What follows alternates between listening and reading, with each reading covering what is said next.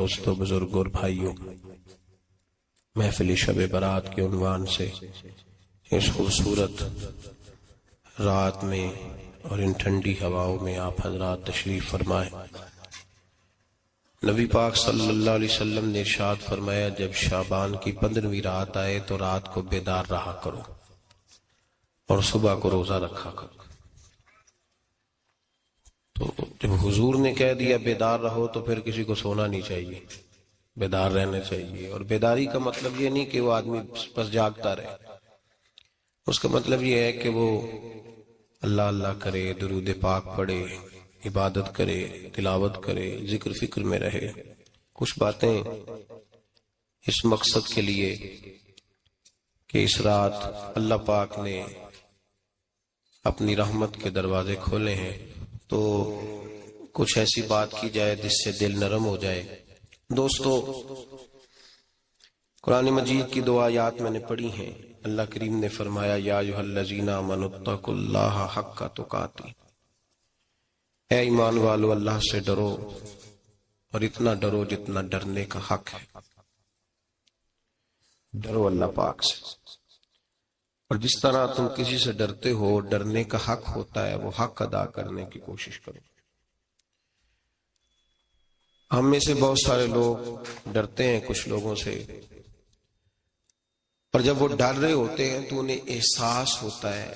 اللہ پاک نے ہمارا وہ احساس خود بیان کر دیا ہے۔ فرمایا، جب تم کسی سے ڈرتے ہو تو تمہیں اس کا احساس ہوتا ہے کہ تم کتنا ڈرتے ہو، تو پھر تم کوشش کرتے ہو کہ تم وہ کام نہ کرو جس سے وہ بگڑ جائے گا، ناراض ہو جائے گا۔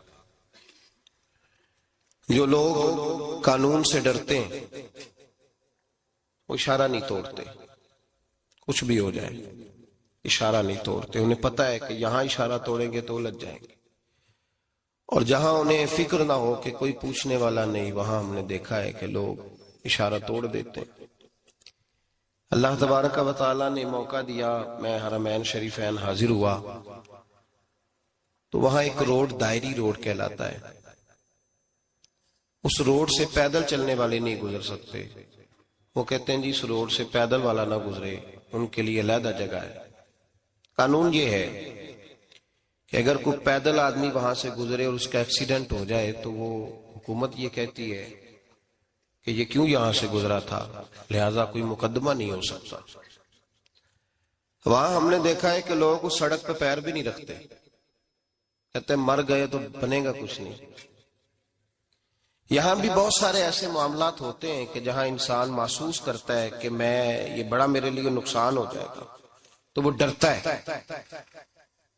ایک چھوٹی سی بات ہے کہ رات کو کوئی آدمی اپنا دروازہ کھلا رکھ کے نہیں سوتا، حالانکہ کوئی حرج نہیں، کبھی کھلا رہ بھی جاتا ہے، اور اگر کبھی رہ جائے تو جس کی ذمہ داری بند کرنے کی ہو اس کے ساتھ پھر جو رویہ ہوتا ہے گھر والوں کا، یہ خوف ہے ہمارا اندر کا، تو بڑی شدت کے ساتھ ہم اس شخص کو سخت سست کہتے ہیں، ڈانٹتے ہیں، کہتے ہیں تو نے خیال ہی نہیں کیا، جمع پونجی لٹ جاتی تو یہ خوف ہے، یہ ہمارا اندر کا یہ خوف ہے۔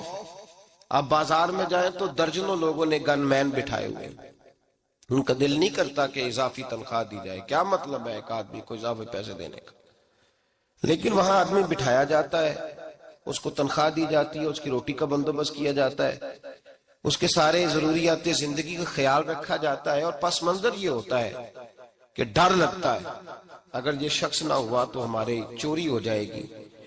اللہ فرماتے ہیں کہ تو جہاں سے ڈرتا ہے تجھے پتا ہے، تو اس طرح کر کہ مجھ سے بھی اتنا ڈر جتنا ڈرنے کا حق ہے۔ یہ جھوٹ موٹ کا ڈراوا نہ پیدا کر کے اوہ اللہ معاف کرے جی، اچھا جناب بڑا ڈرتے ہیں آپ اللہ تعالیٰ سے، آپ نے تو کانوں کو ہاتھ لگائے، تو پھر آپ کیا کر رہے ہیں؟ اللہ معاف کرے جی میں تو بات نہیں کرتا، بس 2-4 آدمیوں کی پگڑی اچھالوں گا، اس سے زیادہ نہیں۔ ڈر لگتا ہے جی بات کرتے ہوئے، 15-20 آدمی بس میرے قابو آئے، یہ کس قسم کا ڈر ہے؟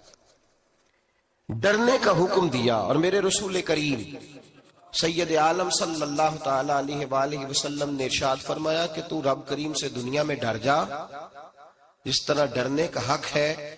جب قیامت کا دن آئے گا تو اللہ تجھے ڈرائے گا نہیں بلکہ اپنی رحمت کی چھاؤں میں جنت میں داخل کر دے گا۔ یہاں ڈال.